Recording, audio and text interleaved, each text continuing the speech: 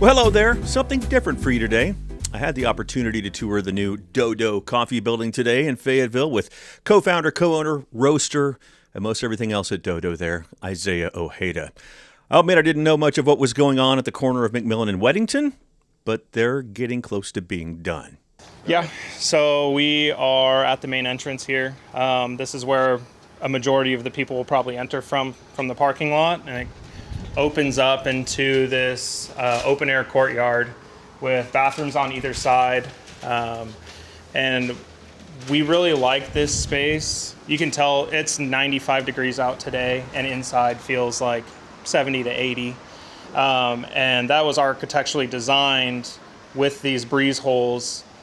That is the predominant wind. It comes from this side, and so we have the air sweeping across this courtyard.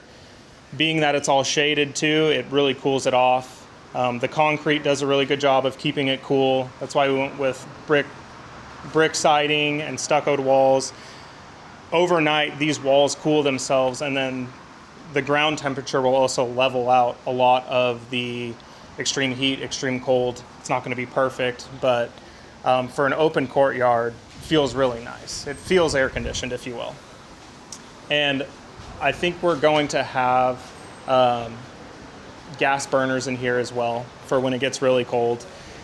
Fun little feature too, we'll actually have wood burning fireplaces as well. And so those will be functional. It's double-sided. But that finishes off this open courtyard where we'll have bistro seating along the sides, a big walk-up window. You'll be able to see all the way through the building. And for how small it is, trying to make it feel very open. So then as you pass through the archway, this is officially our open courtyard. A little bit more open to the elements, but we really thought of this space during the spring and fall when the weather is perfect and you want to be out there.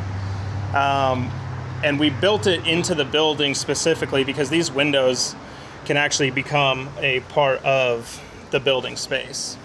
And so you can have bar stool seating here where people can feel as if they're within the cafe setting, but obviously not inside the building. And so this is probably one of my favorite features here, just a place where I would want to sit and work or study. Smells of the coffee, the sounds of the cafe, all the commotion and all that stuff. Very serene spot for me. So inside the space will be all staff only, but again, a ton of natural light and open air concepts like the windows that fold up. There's going to be a breeze rolling across this space as well. And trying to make 600 feet feel big.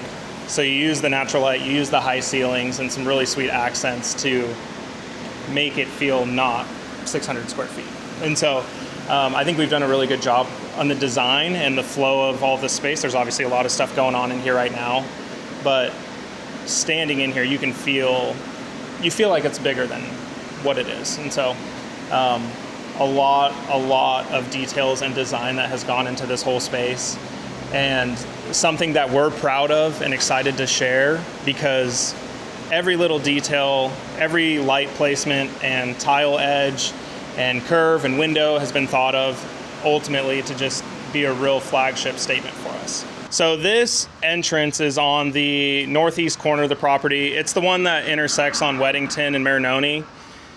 It's probably my favorite angle of the entire building. Not a lot of people will come through this door just from the parking standpoint, but as you're driving up, it really gives this grand angle with the landscaping and the signage. You can't tell right now, but there's a lot of exterior lights that highlight some really cool features on the building.